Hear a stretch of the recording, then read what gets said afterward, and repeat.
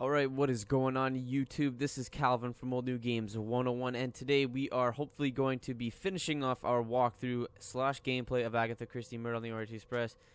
It is a great game, but it's gone on way too long, so I'm going to try to get this over with right now.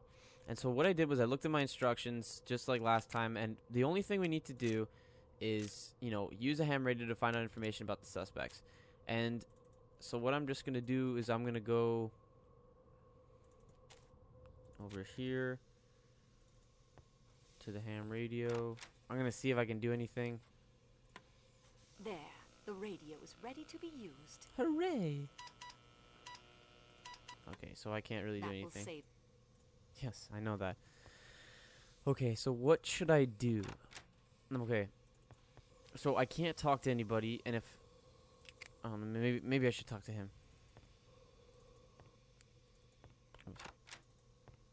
Continue. Nope. Okay. Okay. Okay. So last time when I was stuck, I know that I had to. I don't know. This might not work, but I went to everything and I just did it. So. Oh my goodness! I have so many items. So many items. So let's like quickly do this. I don't know. There may be something that's like different.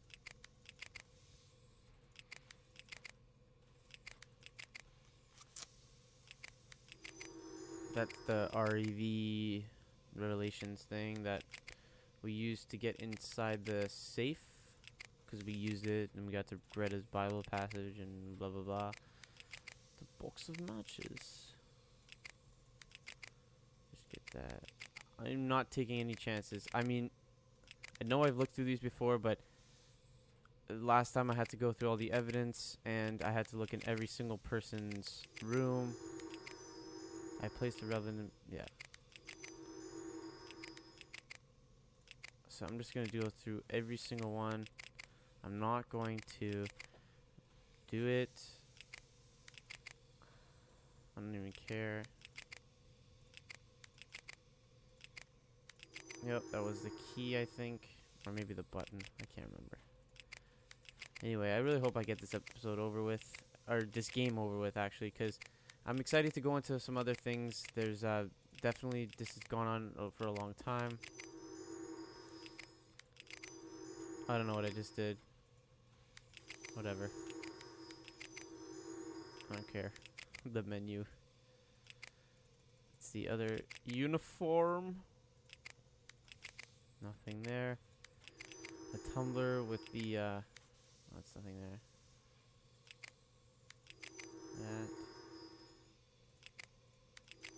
That. And that's it. Okay. Alright. I don't know. I mean, there's nothing else I can really do, to be honest. There's really nothing I can do. I don't know. Maybe there's something that I did that clued in. There. The power. Oh! Okay, so I did need to look at something. I knew there was something like that because I had to do it for the other time, part 2, the evidence. So anyway, what is chlamydia-induced enteritis? I have no idea what that is. I'll have to research that and get back to you. Alright, so he's going to research it for me. Now, watch this. What I'm going to do is I'm going to go out the door, go back in the door, and now he's a freaking genius on chlamydia inner whatever.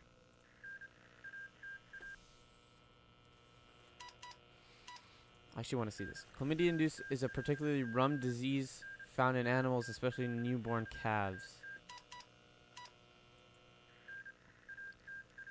Glad to help. Please give Poirot my best. So am I done? That's it. That will save. I'm done. I don't need the ham radio anymore. Okay. We're good. So I'm just gonna go to over here. Continue. What? Excuse me? Continue.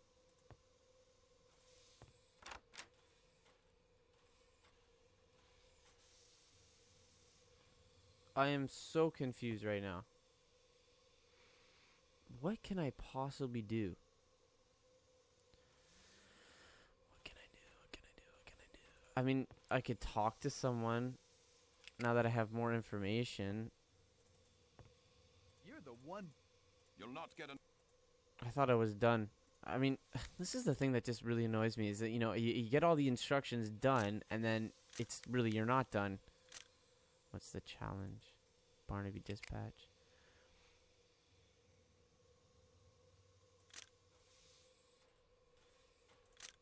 So they all have an answer.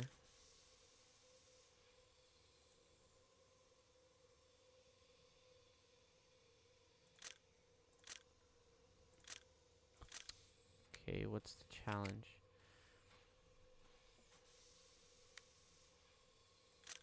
I determined the masterman confirmed the doses of sleeping draught. Okay, that's old. You should have. You should take care. I don't even know what he's talking about. Later we can talk to... Whoever. Come on, I mean... The private... So I don't think this is anything going to be useful, to be honest. I mean, like... I missed a bunch of people. Oh, he's a doctor. I'm sorry. I don't think I'm quite done yet. See, this is where my brain just makes... I just feel like... Because, like, chlamydia, I know, is, like, a disease. Because I just heard Barnaby say it was. And, like, this is a doctor. And, like... I just felt like in that instant that I needed to ask... I just felt like I needed to ask him. And then, here we go. What is the name of the conference you are addressing in London? Why, it is the International Society of Gastrointestinal Physicians. Why would such a group be interested in a speech about a disease found in newborn calves? Why, there are many similarities between... what I mean is anatomy. Constantine, what have you done? You lied to us about your qualifications, Doctor. You are a veterinarian, yes? Whoa. Yes, a very good veterinarian. Monsieur Poirot and I relied on your qualified opinions. Mademoiselle Marceau. All the inconsistencies, the time of death, the difference in the force of the stab wounds. The murderer is strong, but no, look here, the murderer is weak. He is right-handed. No, he is left-handed. Have you considered he may have held a knife in each hand? This guy. Doctor, enough. All of it can be explained away with the simple fact that you did not know what you were doing. Mademoiselle, all of my training was to become a medical doctor, to treat human disease and to save human lives. Then, I come from a poor family. I had not the money to finish my studies. The best I could accomplish was doctor of animals. When Monsieur Poirot was told there was doctor on the train, I saw an opportunity to prove myself. Not to you, you understand. To me. But your evidence... I swear to you, every observation I made, every conclusion I reached will be verified by any doctor who examines the body. Further, by my acting while the murder was as yet not too long in the past, I may very well have seen more than any doctor coming to the case. I did lie about my degree. I did not lie about my... Okay. Is this it? Do I have to do anything more for you, Mr. Poirot? Please. Yes. And that is every... We progress. Dr. Constant. The only man on Mademoiselle Marceau. You will recall my observation. Yes, of course. Try to imagine whether such On an ocean the close quarters. in Whoa. America. Whoa. Wait, the great. Melting. Whoa. This is the answer. Whoa. And What's so going will on? you- Whoa. You will present... Whoa. I will offer. Whoa. Whoa. Eh Whoa. bien, monsieur. Let's go. We have Let's the go. We're cause moving of on death to the of next the part. patient. Here we go. Here we Transferring go. the person of Poirot to the salon car, where the suspects they are all assembled. Oh, Poirot, this is be it. ready This is for the it. ordeal. This is it. This is it. Okay, I'm going to let you guys listen into this. Marche. Mon Dieu, take care.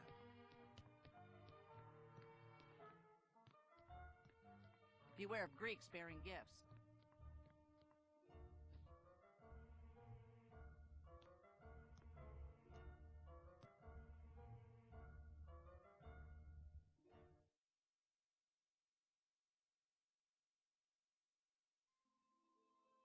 Mesdames et messieurs, there are three possible solutions of this case.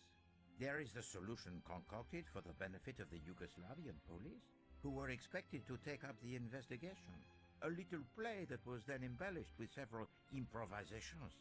When I, Hercule Poirot, unexpectedly appeared on the stage. And then there is a solution that reveals the most careful plotting of a truly brilliant mastermind.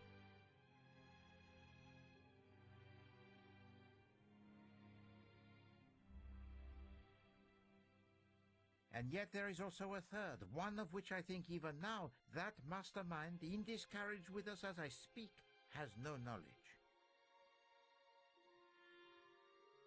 With the help of Mademoiselle Marceau, my able assistant, you see Poirot, he is also able to improvise, huh? I shall put all three solutions before you, and I shall ask Mademoiselle Marceau and the eminent Dr. Constantine here to judge which solution is the right one. Mademoiselle, are you ready to proceed? Oui, monsieur. Eh bien, we commence. Monsieur Ratchet had received the threats from an unknown enemy. Mademoiselle Marceau? Threatening letter. Oh. Torn letter. The tone of these letters suggests an enmity born in the American underworld, of which Monsieur Ratchet was once a part. A former colleague in one of his kidnapping schemes? Who knows? We have the evidence of a detective Monsieur Ratchet hired to protect him. Detective is Cyrus Hardman, posing as a sales... This guy. The detective is Cyrus Hardman, posing as a salesman of typewriter ribbons. The evidence of Monsieur Oh, Hardman, this is not good. who is indeed Was I actually detective supposed hired to... protect Monsieur Ratchet, I gives think I to was us a supposed to actually description pay of a attention to the small, game. dark man with a womanish voice. Except for the voice, this description would only fit two men on this train. Matteo. Klaus. Matteo, the Athens-Paris coach attendant, and Dr. Constantine. Yet Monsieur Hardman's vigilance during the night shows that no one could have passed from the Athens-Paris coach to the Calais coach without his seeing them. I hope I remember Anyone everything. in that coach must be exonerated. The enemy actually came aboard the train at Belgrade one of two ways. To the left door. Helped aboard through the restaurant car door by Pierre Michel. This enemy was disguised, leaving behind a button in Madame Hubbard's room when he used her connecting door. Mademoiselle, the disguise? Attendant's uniform. A pass key was found in the pocket of I'm doing pretty well right now. The murderer access to Ratchet's room. Ratchet was under the influence of a dose of his sleeping draught, light enough to wake him, but strong enough to prevent him from struggling as the killer left through the connecting door. The dose. No. Who is it? This guy. Masterman confirmed the dosage of the sleeping draft. Oui, he did. Well, the murder weapon is obvious. Mademoiselle? Oh, where is it? The stiletto? No, it's not the gun. It's the what is it? The steak knife? No, this thing. It is a stiletto, the type of knife carried by the criminal type in America called the mafiosi. Okay, yes. The killer planned to leave the train at the I next probably station would have after learned committing all his of this crime. information if I didn't just Sure skip to through let it, the but I'm evidence just guessing support right this, now. mademoiselle. Oh, what did he say? Ratchet's train. No, that isn't right. The torn letter. That isn't... Oh, come on. No. Oh, it's the torn letter. Exactly. Oh, okay. The avalanche I'm smart. prevented him from reaching Broad. Even so, he went through with the crime and then hid himself. The killer hid in the baggage car inside Ratchet's crate. The killer hid in the baggage car inside Ratchet's crate. Can you really think that illustrates my point? Whoa. The killer hid in a shepherd's hut on the mountain. At first... Wow, this in guy's the Athens sassy. Paris coach. Then later, it is in the hut. Mademoiselle found the uniform and the stiletto. But the killer had fled. He may have escaped down the mountain, or he may have come to his just reward somewhere out there in the snow. I think you will agree that we had followed the trail as easily as if we were tracking the footprints in the snow. Well, it is plausible. It certainly fits the most obvious set of facts. I applaud the mastermind who hides behind such an innocent face. What? The second solution asked more of the little Gressels. Not only of Poirot, but those of Mademoiselle Marceau and Dr. Constantine as well. It was hidden most carefully.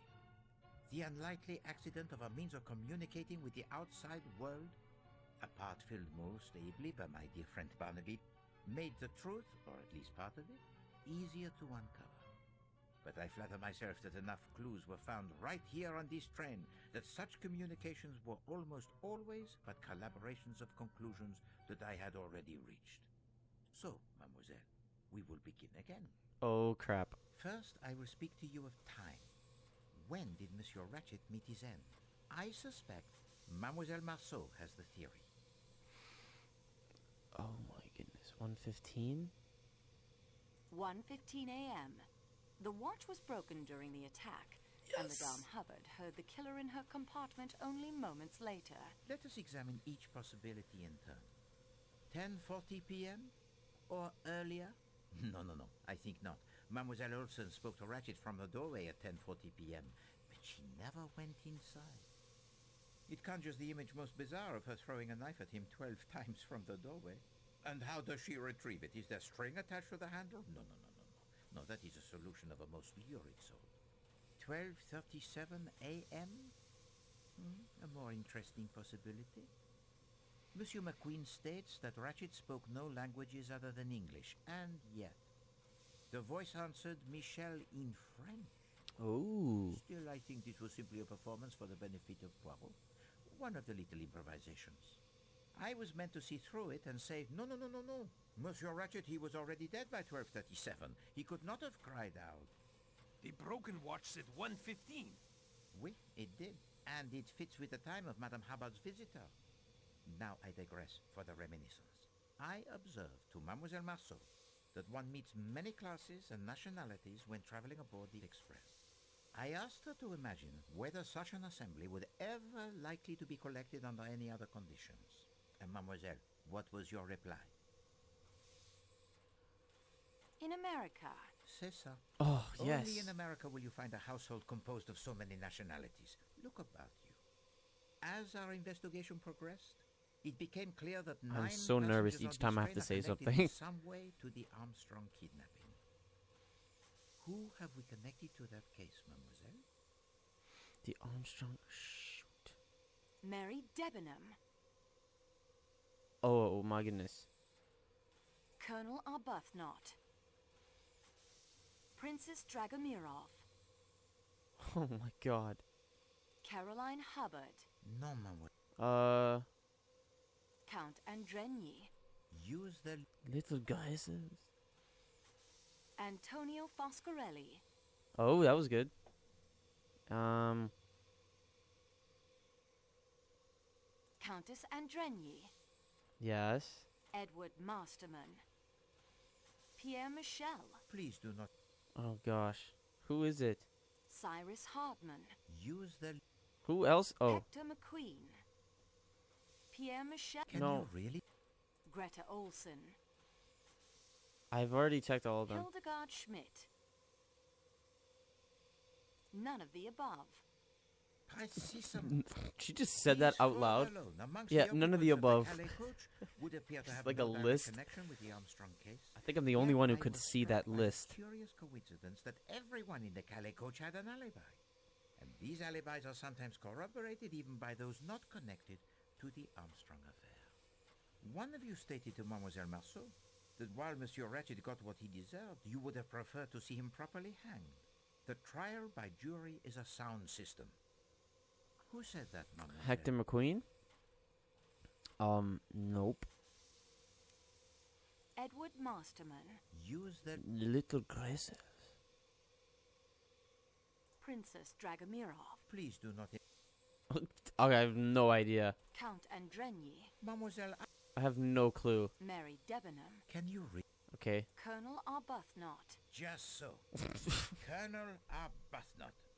Now that struck a chord with Poirot. I sat back and thought, a jury is composed of 12 people. There are 12 passengers in the Calais coach, discounting myself and Mademoiselle Marceau.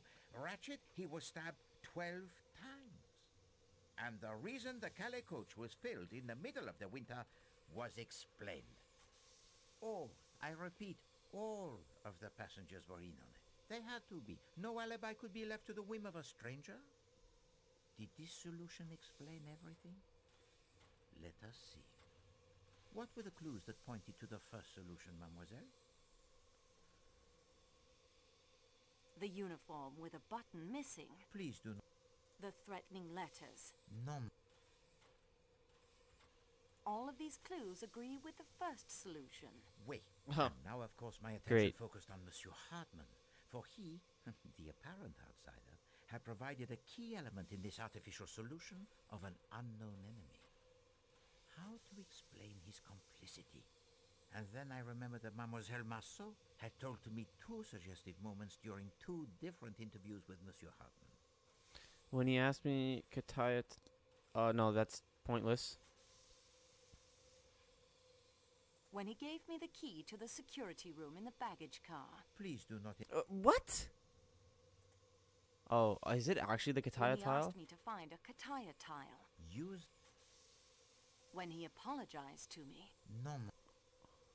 When he said the snow was bright. May we? The snow has not been very bright today. The sky, it is overcast. And in his apology, he mentions his fondness for French girls.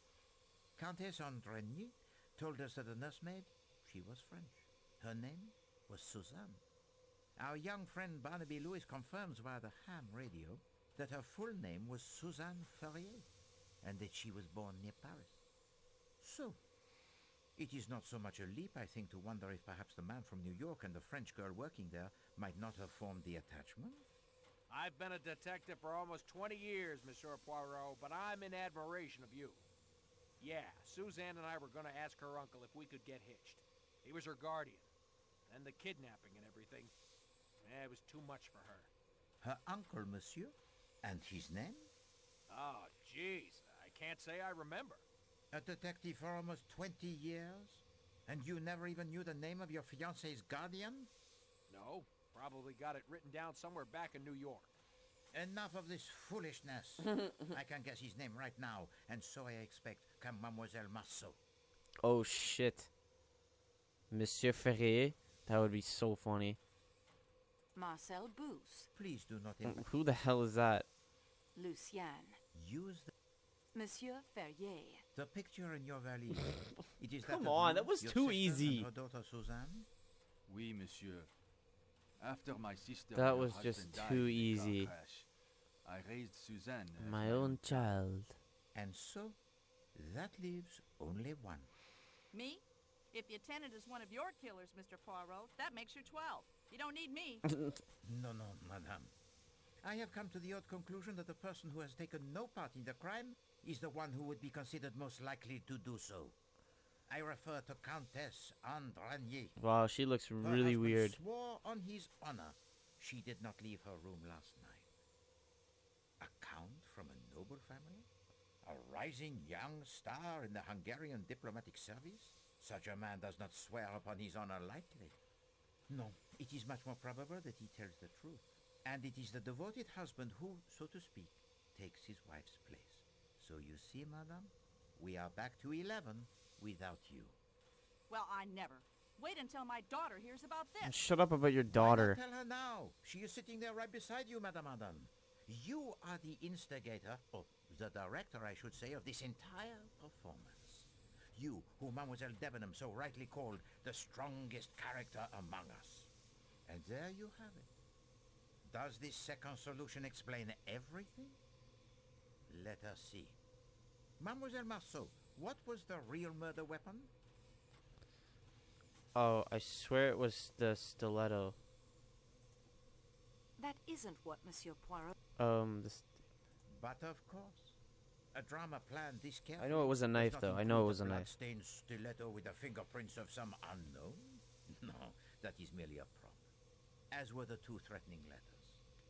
The burned note, of course, was a real threat.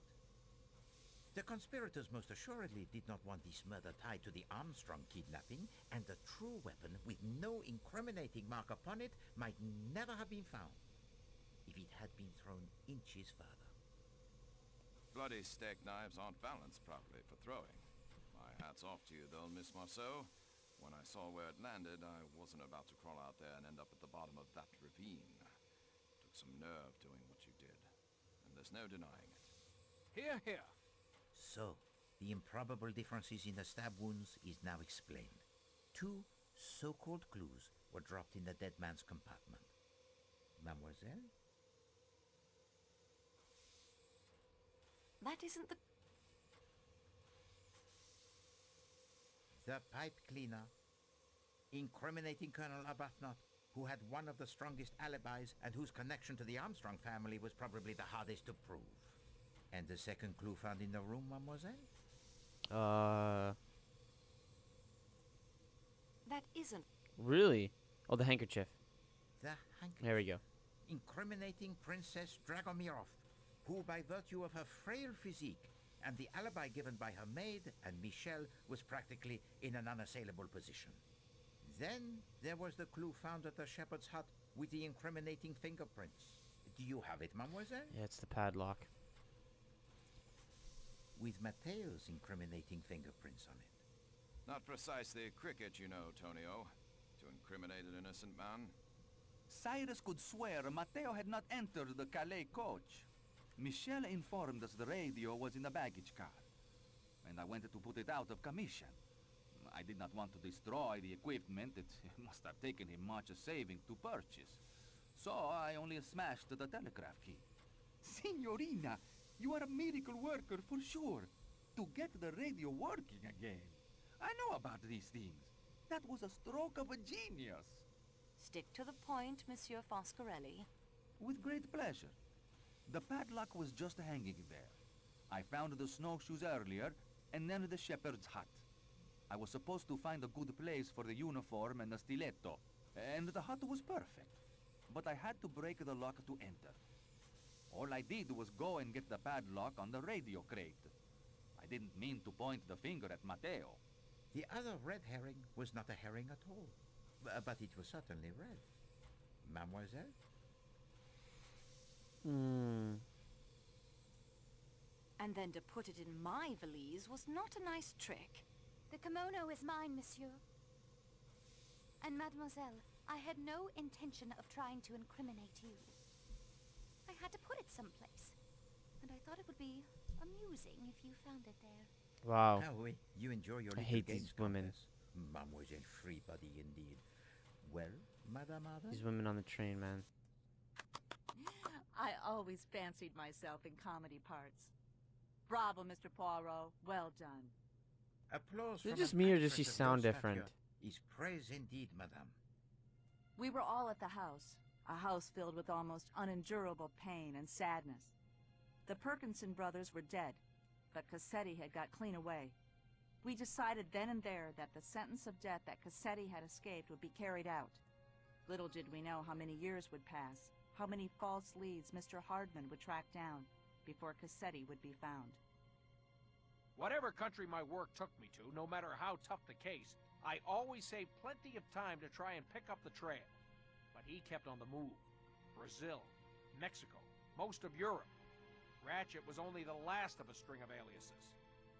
Then Mr. Michel wrote to me. It was he who, quite by accident, had recognized Cassetti traveling aboard the Istanbul to Calais train. When we learned the man, now calling himself Ratchet, frequently traveled to the Middle East aboard the train, we knew we could have some control of the scene of our planned execution. It took months, but in time Ratchet hired both Hector and Masterman. One of us would have been enough. Two were better. Hector handled all of Ratchet's travel arrangements. With Michel's help, passage was booked on the same train he would be using to return from his latest excursion to the Orient. The rest you seem to know. Oui, madame. Indeed, the rest Poirot knows. Such a genius. But I don't understand. You've uncovered everything. We know we did it. How can there be another solution? Simplicity itself. There is among you one who is not who he pretends to be.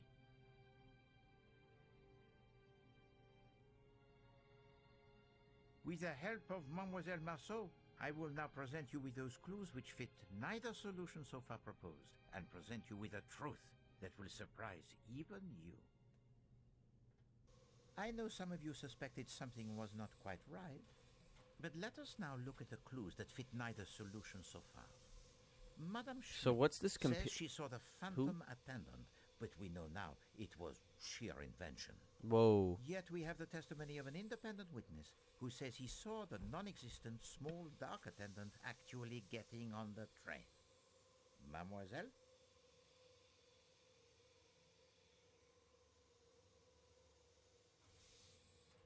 Lucien, the waiter. Can you really? Matteo, the Athens-Paris coach attendant. Please do not Klaus, the chef de cuisine. Can you really think that illustrates my... The fireman. Mademoiselle, The engineer. Oui, the engineer while the train was in the Belgrade station. And then there is the crate of Monsieur Ratchet and its unknown occupant.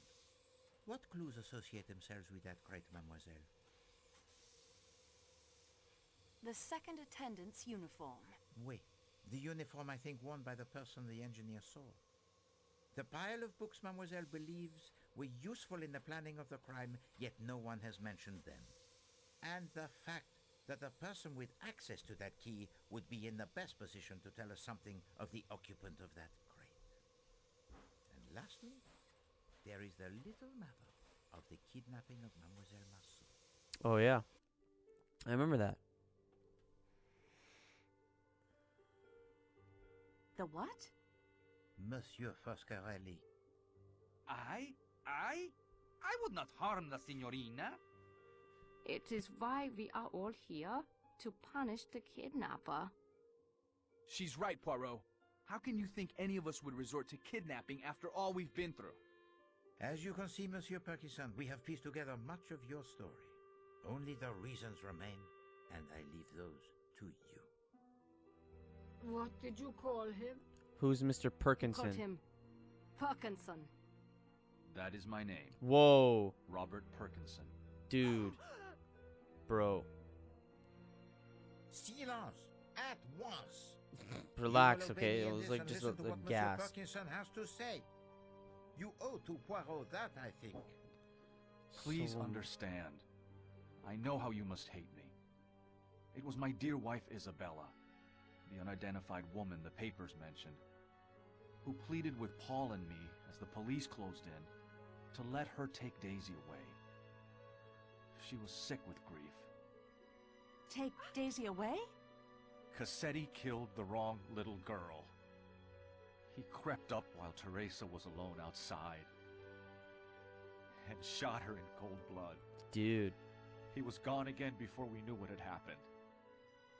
We'd refused his orders to kill Daisy, you see, so he took matters into his own hands and killed my little girl by mistake. If any group of people could know exactly how my wife felt, you are here before me. And we were afraid. Some accident when the police came. It was unthinkable the little girl should come to harm after we had just buried our own daughter. Some time after I escaped, after Paul had died in the electric chair, and Isabella had identified some John Doe found floating in the harbor as me, I joined Isabella and Daisy in France, where they now lived as mother and daughter. I knew we should return the child, but my wife would have died the day she was gone. The child now answered to the name of our little girl, Teresa, and called my wife Mama. You understood the meaning of the photograph, Mr. Poirot? Your family. You, your wife, and your little girl. And once I realized that, I knew that you could not be Pierre Michel. I then began to consider who you must be. Only one figure could not be accounted for with certainty.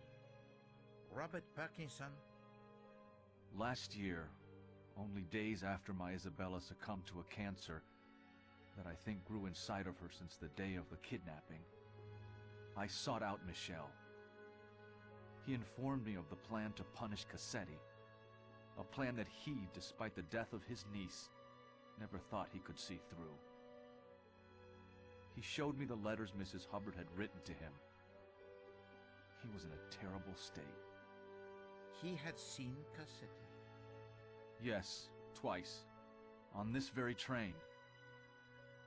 I could see he was not a strong man and would not be able to face Ratchet. I looked at those letters and asked him one question. Had Mrs. Hubbard or any of the others ever met him in person? His answer was no. I wanted Cassetti dead as much as any of you. He killed my child, and just as surely my wife. So here I am. But, my granddaughter? She has been staying with my wife's sister in Belgrade for the past few days. She came aboard the train there last night, dressed in an attendant's uniform. She changed into her regular clothes and has been camping out, as she calls it. The nuns at her school have kept up her studies, in English as well as French. Whoa. She is a good student indeed, to have brought all her school books with her on the campout. So that was hers. I told her to study. She has been staying in the baggage car in Ratchet's crate. Last night I took some food from Klaus's kitchen when he had gone off for a moment. And the statue worth $4,000?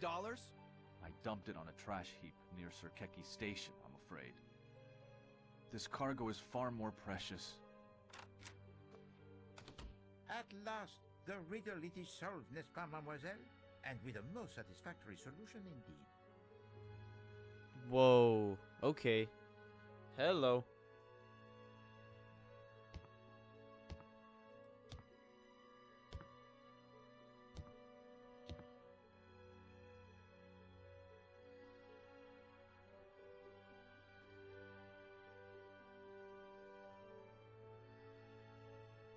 So is this like a happy family reunion, or is it not because everybody's going to jail? They didn't get a voice actor for this girl.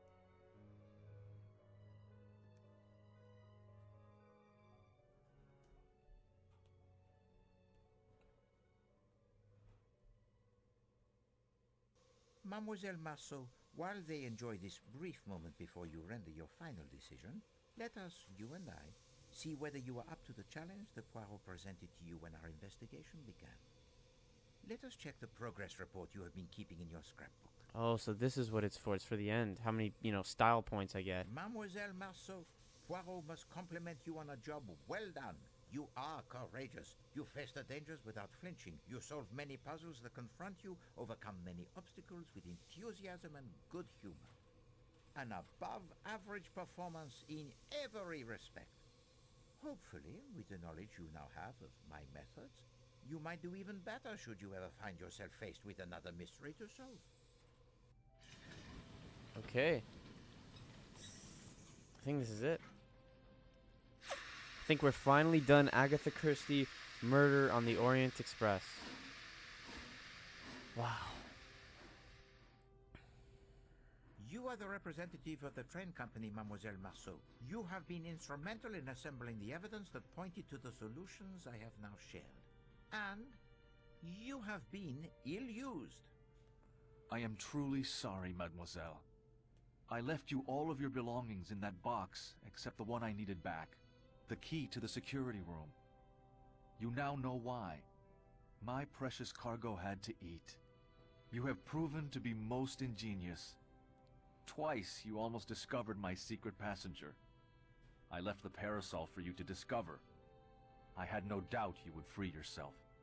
If not, I would have found an anonymous way to inform someone of your whereabouts. I understand why you did it. As Monsieur Parkinson so rightly observes, you have proven your grey cells to be almost equal to those of Hercule Poirot. Oh, man. So, what do you say, Mademoiselle Marceau? Which solution shall we present to the Yugoslavian police in Broad? Silence, s'il vous plaît. It is now time to hear what Mademoiselle Marceau has decided. Here we go.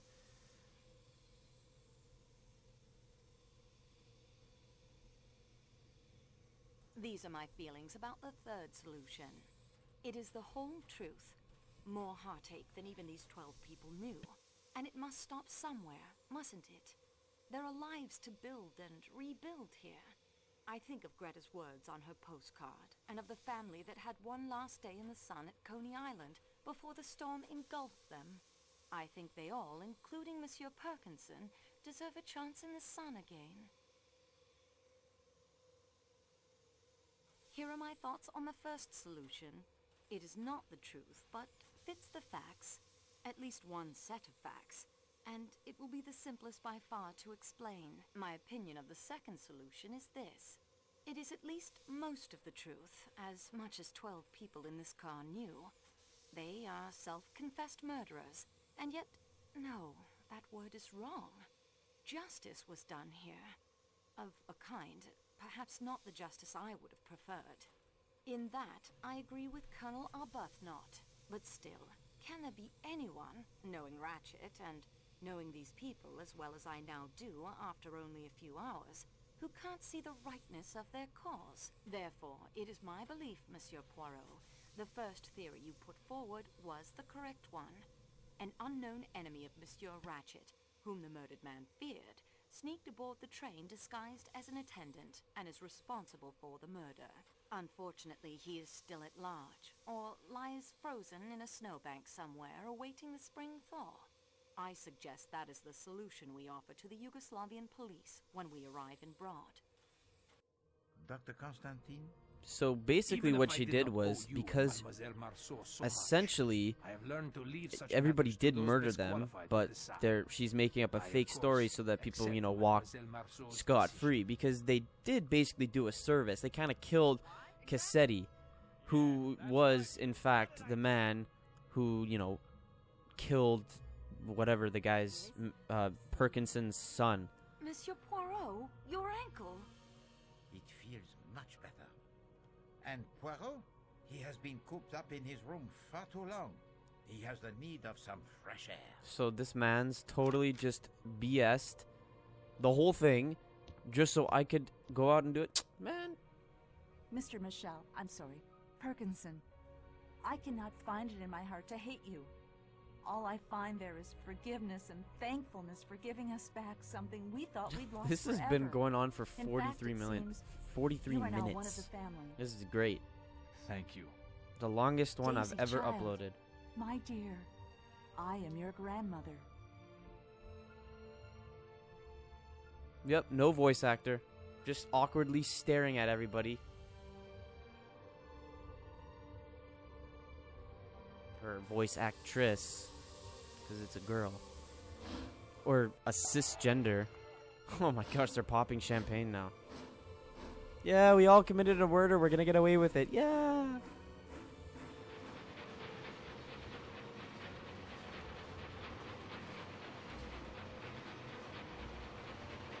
Oh. Oh my goodness, this is such an emotional moment.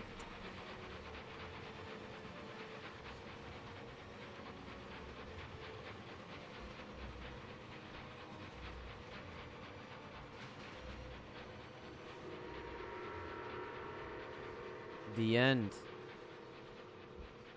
Great. Okay. Well, thank you guys so much for watching this this walkthrough. It's been pretty fun, very long, obviously. Here are the credits. But yeah, so thank you so much for watching. We're going to be moving on to some other things now. We're going to be doing some more old games, some more new games. I'll probably get back into Five Nights at Freddy's. We'll just finish the game off and then start something else. And we'll get into some... We're going to continue the Star Wars, the Lego Star Wars, and we're going to also do some other games and just get some new series rolling. So anyway, guys, thank you so much for watching this whole walkthrough of Agatha Christie Murder on the Orient Express. My name is Calvin, and we'll see you guys in the next video. Thanks for watching.